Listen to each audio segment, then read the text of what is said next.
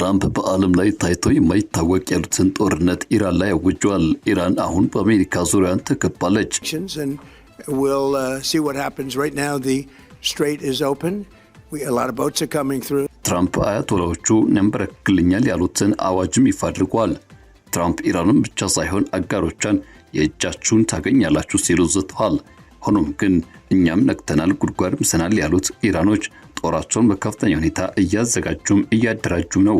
ኢራን እንደ በፊቱ ስትነካ ምላሽ የምትሰጥ ሀገር ሳትሆን አሁን በአዲሱ አያቶላ ቀድማ ጥቃት የምትሰነዝር ጠላቶቿ ደጃፍ ድረስ ሄዳ የምታስበረግግ ሆናለች። የኢራን እግረኛ ጦር ወደ ኩዌት ለመግባት የተዘጋጀ መሆኑን የአሜሪካ ሚዲያ ዘገባዎች እየወጡ ይገኛሉ።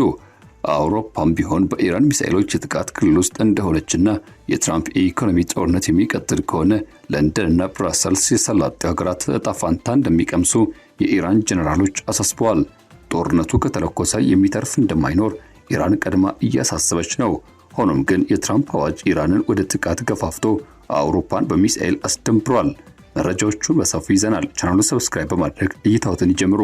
ቪዲዮ ላይክ ማድረግ ቀዳሚ እርምጃ ይሆን። መልካም ቆይታ። የአሜሪካው ፕሬዝዳንት ትራምፕ ከፋርስ እስከ ብራሰልስ ያናወጠ አዲስ ጦርነትን አውጀዋል።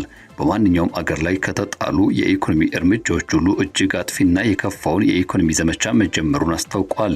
ይህን እርምጃ በታሪክ ታይቶ የማይታወቅ የኢኮኖሚ ጦርነት ሲሉ ገለጹት። ትራምፕ ኢራኖች ስምምነት ላይ ለመድረስ የተሰጣቸውን እድሎች በሙሉ አክሽፏል ሲሉም ተናግረዋል።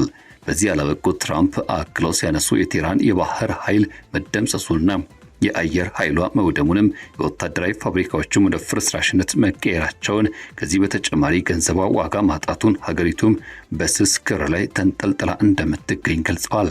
ማንኛውም ሀገር ነዳጅ ኮንትሮባንድ፣ የገንዘብ ዝውውር፣ የመርከብ ምዝገቦችን ወይም በህገ ወጥ ኩባንያዎች መጠቀም ለኢራን ባንኮች፣ ንግዶች፣ አየር መንገዶች አሊያ ደግሞ የመንግስት አካላት ጋር አብረው ሲሰሩ ቢገኙ እጅግ አሰቃቂ ኢኮኖሚ መዘዝ እንደሚጠብቃቸው ጭምር አስጠንቅቀዋል።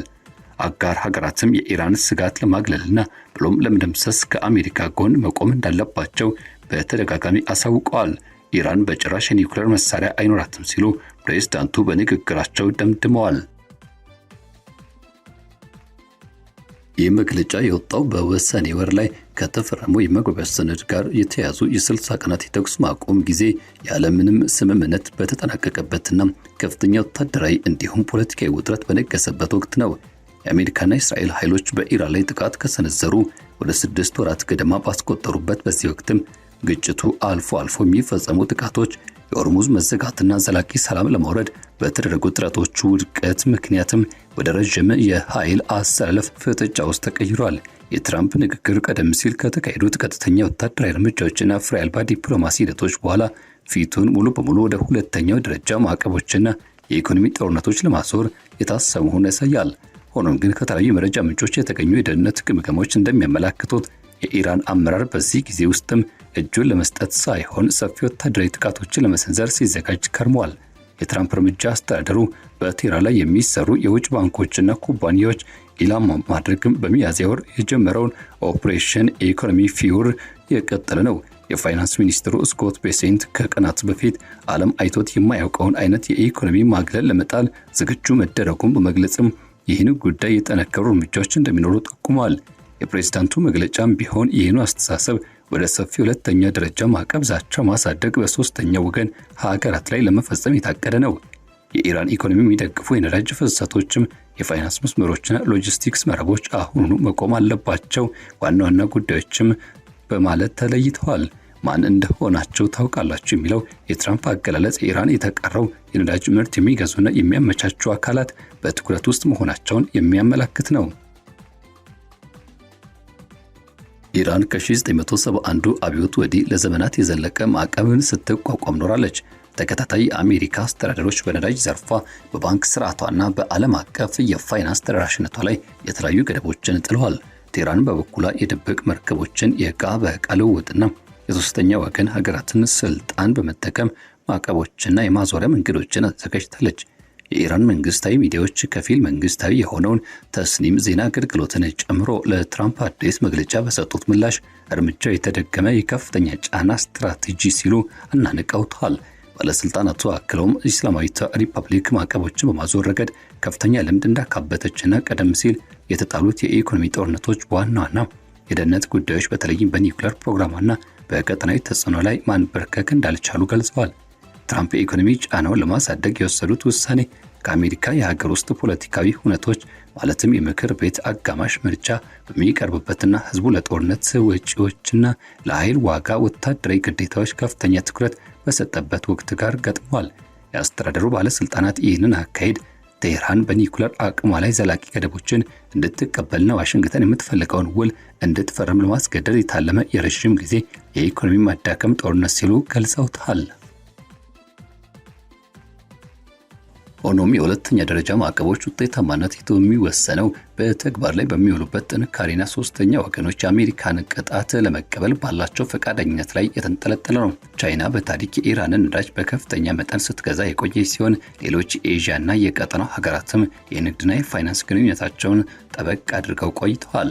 ትራምፕ ማመቻቸት የሚያደርግ ማንኛውም ሀገር ከባድ መዘዝ ይደርስበታል ሲሉ የሰጡት ማስጠንቀቂያ የዓለም አቀፍ የአቅርቦት ሰንሰለት ገና ባላገገመበት ወቅት ሰፊ የንግድ ውጥረቶች ሊቀሰቅስ የሚችል አይነት እርምጃ ሲሉ የገለጹትም አልታጡም። ዋሽንግተን ሀገሪቱን በኢኮኖሚ ማግለል ስትራቴጂዋ ላይ ትኩረት ባደረገችበት ወቅትም በኢራን በኩል የታዩ ለውጦች ግን የወታደራዊ እዝ ስልጠና በከፍተኛ ሁኔታ ወደ ማዕከል እንዲሰበሰብ መደረጉን ያሳያል። በርካታ ዘገባዎች እንደሚያመለክቱትና እንደሚጠቁሙት ከሆነ የእስላማዊት አብዮት ጦር በሀገሪቱ የጦር ኃይሎች ላይ ያለውን ቁጥጥርና የበላይነት አጠናክሯል። የበላይ መሪው ሙጅታባ ኻሜኒ ከእስላማዊት ሪፐብሊክ ጦር ጋር በጥብቅ ቁርኝታቸው እንዳላቸው ሲነገር በርካታ ውጊያዎች የካበተ ልምድን ይዘዋል። ጠንካራ አመራሮች ወደ ከፍተኛ የኃላፊነት ቦታዎች የሚመጡበት በርካታ የሹመት ለውጦችንም አድርገዋል። በረዥም ጊዜ አዛዥነታቸው የሚታወቁት የቀድሞ እስላማዊት አብዮት ጦር ዋና አዛዥ ሞሐሴን ረዛኢ ወደ ከፍተኛ የደህንነት ስልጣን ሲመጡ አህመድ ዋኢዲ ደግሞ የእስላማዊት አብዮት ጦር ዋና አዛዥ ሆነው በይፋ ተሹመዋል። ከዚህ ጎን ለጎን በጦር ኃይሎች ጠቅላይ መምሪያ፣ በኢስላማዊት አብዮታዊ ጦር የባህር ኃይልና በባሲጂ በጎ ፈቃደኝነት የፓራሚሊቴሪ ኃይሎች ውስጥ መሰረታዊ የአመራር ለውጦች ተካሂደዋል። እነዚህ መሰረታዊ ወታደራዊ አወቃቀር ለውጦች የተከናወኑት ቀደም ሲል የተደረሰው የመግባቢያ ሰነድ አገልግሎት ጊዜ ባበቃበት ወቅት ነው። የወጡት አዳዲስ የደህንነት የመረጃ ልውጦችና የኢራን እንዲሁም የአረብ ባለስልጣናት ምስክርነት መሰረት ማድረግ የተካሄደው ጥልቅ ዘገባ እንደሚያመለክተው በኢራን አመራር ውስጥ የሚገኙ አክራሪ ክፍሎች የበሰኔ ስምምነት እንደ ዘላቂ ሰላም ማምጫ መንገድ ሳይሆን እንደ ጊዜያዊ ትንፋሽ ማሰባሰቢያ እረፍት አድርገው ይመለከታሉ።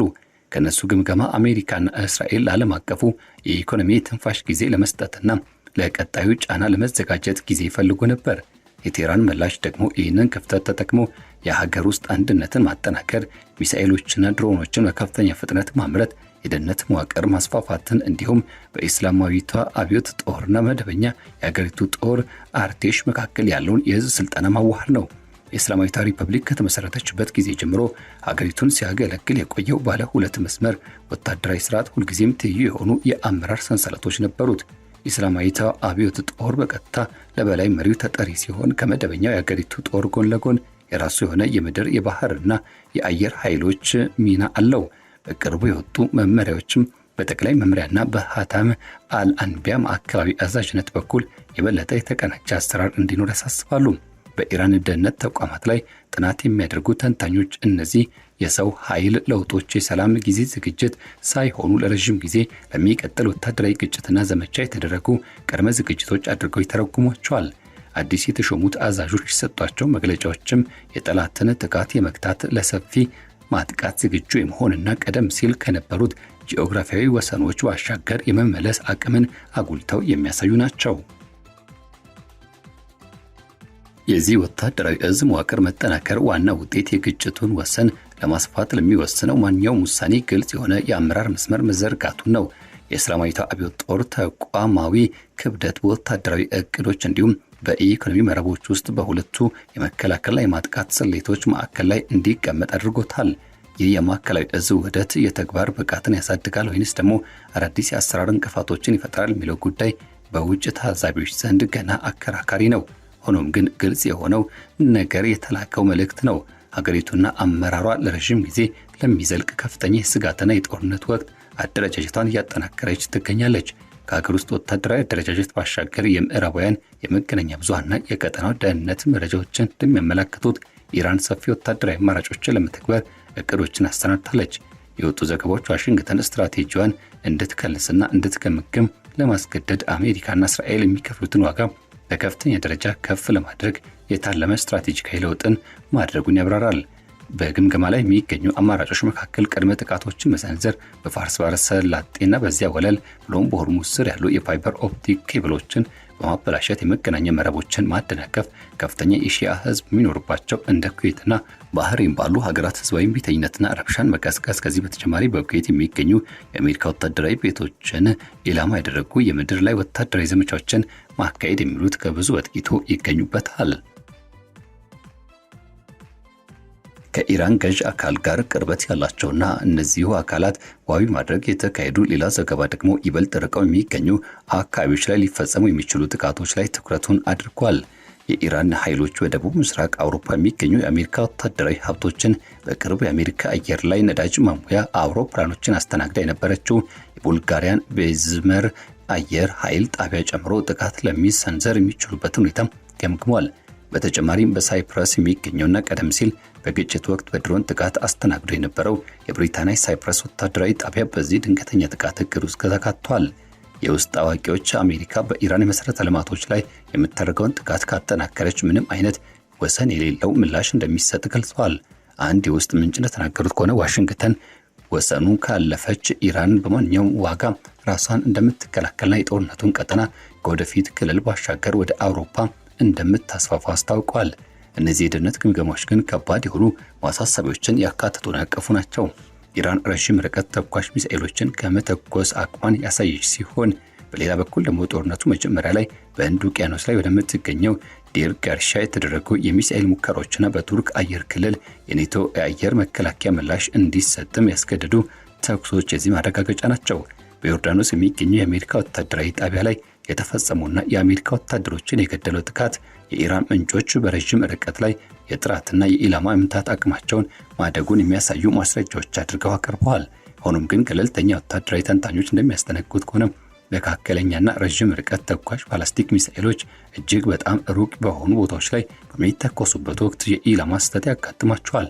በማንኛውም የአውሮፓ ሀገራት ላይ የሚፈጸሙ ጥቃት ተግባራዊ ተጽዕኖ የሚወስነው በስራ ላይ በሚውሉ ሚሳኤሎች ብዛት፣ በአጋር ሀገራት የአየርና የሚሳኤል መከላከያ ብቃት ብሎም በጦርነት አዳዲስ ጂኦግራፊያዊ አካባቢዎች ላይ መስፋፋት የሚያስከትለው ፖለቲካዊ ዋጋ ላይ የተንተራሰ ነው።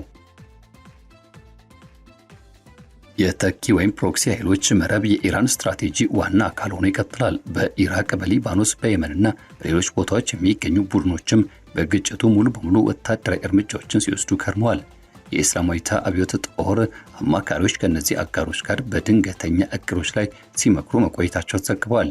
የኢራን ቀጥተኛ ወታደራዊ አቅምና የፕሮክሲ ኃይሎች እርምጃ ውህደት መካከለኛ ምስራቅና አጎራባች አካባቢዎች ለሚንቀሳቀሱ የአሜሪካና አጋር ኃይሎች ውስብስብ የሆነ ስጋት ፈጥሯል። በእነዚህ ውይይቶች ውስጥም ኩዌት እጅግ ከባድ የሆነ ቦታን ይዛለች። ከፍተኛ የአሜሪካ ወታደራዊ መሠረተ ልማቶችን የምታስተናግደው ይህች ሀገር ስጋቶችን በጥብቅ የተከታተለች በቻለችው መጠን ገለልተኝነትን ለመጠበቅ ጥራለች። አሜሪካ በዚያ ያሏትን ወታደራዊ ቤቶችን ለማጥፋት የታለሙ የኢራን የምድር ላይ ወታደራዊ እንቅስቃሴ እቅዶች ዘገባዎችን ሀገሪቱ አካባቢውን እንድትጠብቅና ቅድመ ጥንቃቄ እንድታደርግ አስገድዷታል። እንደዚህ አይነት ማንኛውም እርምጃ ከፍተኛ የሆነ የጦርነት መባባስን የሚያስከትል ሲሆን ሰፊ ቀጠናዊ ተሳትፎና ከአሜሪካ የምድር ኃይሎች ጋር ቀጥተኛ ግጭትን ሊይዝ ይችላል። የአሁኑ ሁኔታ በሰኔ ላይ የተደረሰው የመግባቢያ ሰነድ ዘላቂ ስምምነት ማምጣት ካለመቻሉ ጋር ተያይዞ የሚታይ ነው። ያ ስምምነት ለጥቂት ጊዜ የነዳጅ ዋጋ እንዲቀንስና የሆርሙዝ ወሽመጥ ሙሉ በሙሉ ሊከፈት ይችላል በሚል ተስፋ አንጭሮ ነበር። የኋላ ኋላ ግን የታዩት አዳዲስ ክስተቶች ወገኖችን ወደ ከፍተኛ የጦር ዝግጅት መልሷቸዋል። ትራምፕ የተለያዩ አጋጣሚዎች ጦርነት ማሸነፋቸውን ተናግረዋል። ለውይይቱ ክፍት መሆናቸውን ጠቁሟል። ነገር ግን እንደገና ወደ ጫና ተመልሰዋል። የኢራን ባለስልጣናት በበኩላቸው የአካባቢውን አስታራቂዎች እያነጋገሩ ህዝባቸውን ደግሞ ለተጨማሪ መራር ተቃውሞ ሲያዘጋጁ ከርመዋል።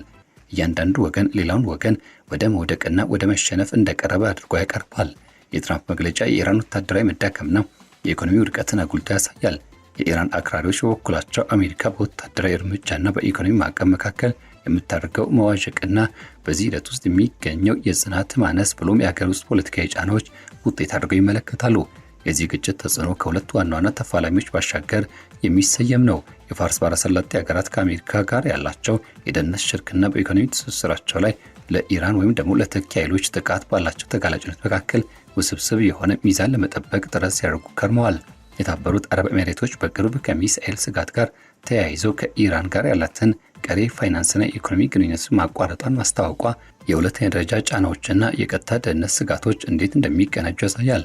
የአሜሪካን ወይም ደግሞ የአጋሮቿን ወታደራዊ ተቋማት የሚያስተናግዱ የአውሮፓ መንግስታት አሁንም ከወጡት የኢራን የጥቃት እቅዶች ጋር ተጋፍተዋል። ኔቶ አባል ሀገራትን ለመከላከል ዝግጁ መሆኗን ሲያረጋግጥ፣ የየሀገራቱ መዲናዎች ደግሞ የረዥም ርቀት ስጋቶችን እየገመገሙ ይገኛሉ። የቀጣዩ ጊዜ አቅጣጫ በበርካታ ነጥቦች ላይ የተመሰረተ ነው። የመጀመሪያው የትራምፕ የኢኮኖሚ እርምጃ በትክክል ስራ ላይ መዋል ነው። ሁለተኛው ደግሞ በአዲስ የተዋሃደ የአመራር መዋቅር ስር የሚወሰነው የኢራን ውሳኔ ነው። የወጡት ድንገተኛ ጥቃት እቅዶችም የማስፈራሪያ መልእክቶች ሆነው ይቀራሉ ወይንስ ደግሞ ተጨማሪ የአሜሪካ ጥቃቶች ከተከሰቱ ወደ ተግባር ይሸጋገራሉ የሚለው ላይ የተንተራሱ ናቸው። የመጡት ሳምንታት የኢኮኖሚ ጦርነት ቀደም ሲል ወታደራዊ እርምጃ ያላሳኩትን ማሳካት ይችል እንደሆነ እንዲሁም የኢራን ጥቃት ማስፋፋት ዝግጅት ተግባራዊ ይሸጋገራል ወይ የሚለውን ይፈትናል። ዘላቂ ዲፕሎማሲያዊ መንገድ በሌለበት ሁኔታ ሁለቱም መዲናዎች መልሱን በቃላት ሳይሆን በተግባር ለማግኘት የተዘጋጁ ይመስላሉ።